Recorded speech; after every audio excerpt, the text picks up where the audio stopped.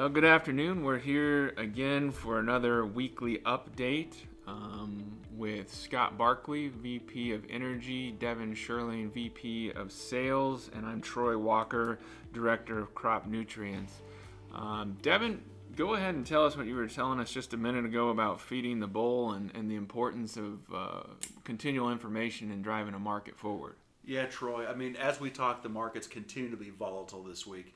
Last week when we were visiting, we saw the market up 40, down 40, seeing lots of movement, and that's continuing to be the case today. So as we're feeding that bull on a daily basis, you have the Pro Farmer Tour going on right now. So the first 2 days of that, they're running into western Nebraska corn. Things weren't as good. Some of the stuff in western Iowa was a little bit of a struggle. But then as they moved into Illinois in the eastern half of Iowa, those yields started getting a little bit better.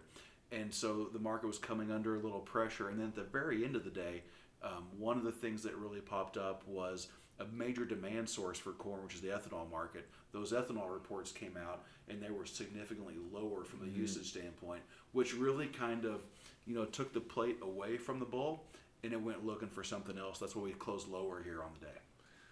It's interesting how that might be related, Devin, to some information that I've seen today as well. We saw the DOE inventories, which is the Department of Energy inventories that come out weekly for refined fuel stocks. And we saw that gasoline consumption in the United States fell 900,000 barrels per day, week over week. The gasoline demand in the United States has got to be tied to the ethanol demand. So those two things are going hand in hand.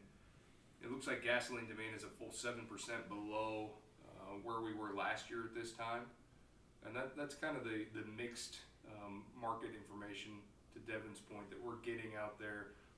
Price volatility, and we're looking for direction. Diesel was up significantly today on increased and continued demand.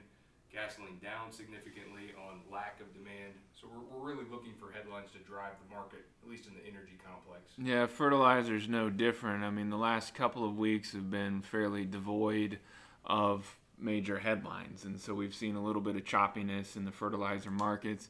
You saw, fertilizer watched grain have a couple of really strong up days. I think that gave them some confidence. And then the last couple of days here, we have heard of increased pricing of natural gas in Europe, something that we've been aware of. It's been on the radar. We've been talking about it over the last several months, but it took another big jump up, increasing the cost of production. It increased the cost of production in Europe to a point where the manufacturers over there have decided to shut down production. Pretty major deal, really. I mean, it's one thing to have just high price stuff. It's a whole nother thing to take product out of the world, the global market, and that's what we saw happen this week. The last 2 days we've seen urea and consequently all nitrogen run up pretty hard in response to that shortened urea or global supply. Yeah, and so Troy, as we move into that, looking at what our Q4 fertilizer prices are, we look at kind of what are our farmers going to do. And right now we're in that averaging period for the wheat base price on crop insurance. That's August 15th through September 15th. And having a rally during that time frame on top of, unfortunately, a lot of failed corn acres is probably going to lead to a pretty significant opportunity in the wheat market. So as we look at what are those things that we need to look at doing? Troy, like we always talk about, the first thing is make sure we keep our equation in balance. So we look at that equation to make sure that when we're selling grain that we lock in our input side as well. Hugely important. But then we don't often talk about that guarantee that we have with crop insurance. So this year, with the uncertainty of what acres am I going to put in, is it going to rain? Are we going to have a preventive plant because it's too dry? It's probably more important than ever to lock in as high of a guarantee as you can, to use some of those extra dollars that we have in our risk management budget to really focus on that revenue piece, to give yourself the flexibility to make any of those decisions come that March time frame as we really break dormancy. Yeah, certainly we're hearing a lot of discussion and uncertainty around what crop rotation we're going to have, whether it's I didn't have the crop I wanted, so I think there's extra nutrients in the ground and I'm going to go plant wheat, or I don't like the way this budget's turning out, so I'm not going to do corn, I'm going to go to beans. Locking that in with Devin and your team, that certainly gives you some flexibility throughout the season to keep watching this play out.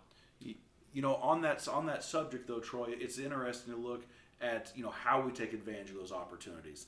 And so with this volatile market, I think one thing that people need to have their eye on is that old trader's adage of orders get filled. So make sure if you have a spot that works, make sure you put that order in so that it has an opportunity to fill even on the overnights, because we see a lot of increased volatility from that standpoint.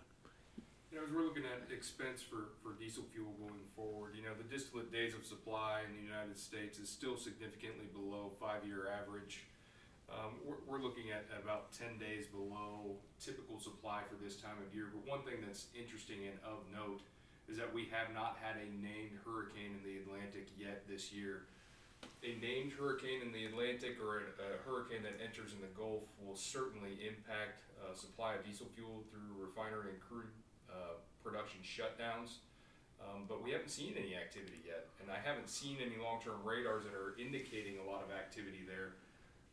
Right now, I think I would advise patience as we're looking at the diesel market over the next 6 months. Yeah, certainly a storm, hurricane down there would have a major impact on fertilizer, or could have a major impact on fertilizer as well. I think it was about 2 years ago that we saw a hurricane come through, impacted the production at Donaldsonville, and we saw a pretty good spike in fertilizer prices fairly immediately. This year, with CF already planning and committed to exporting as much as they can over to Europe, any loss in production would be felt pretty drastically, pretty quickly here in the U.S.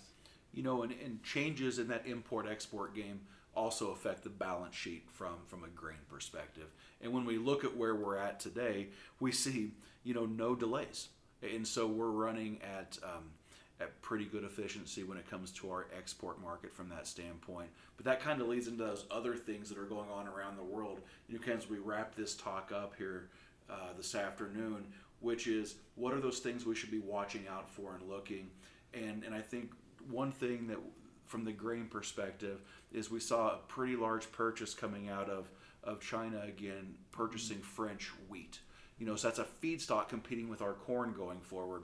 And so it just kind of goes with that overarching theme of, the Russian wheat crop is about 2/3 harvested and 35% bigger than the year before. We're starting to see vessels moving through the Black Sea, not efficiently yet, but those are those watch out points as to knowing what your profit goal is, then having a plan in mind to execute that when it works for you. It feels like fertilizer may be on the opposite side of that, Devin, and maybe again it's just the news we're getting today is a little bearish, or maybe bullish for the overall market, in that decreased supply out of Europe, and then domestic exporting of a lot of product.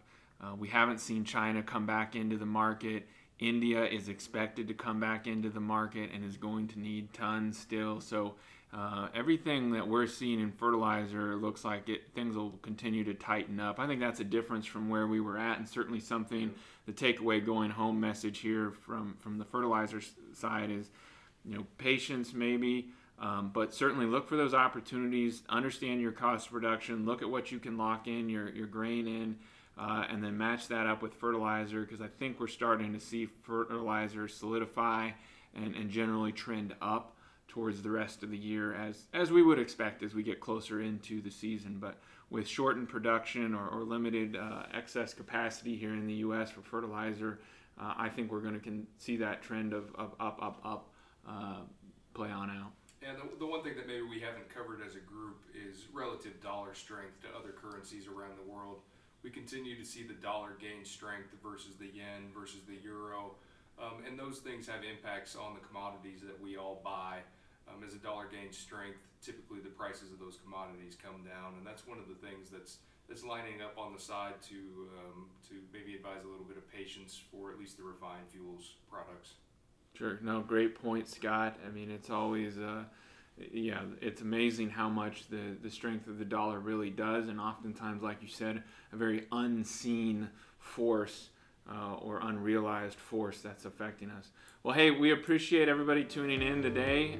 We'll be back shortly with another market update. Again, plan to do these every couple of weeks. So appreciate you listening. And if you have any other questions, certainly feel free to reach out to your MWF or MKC team, and we'll get in touch. Thank you. Thank you.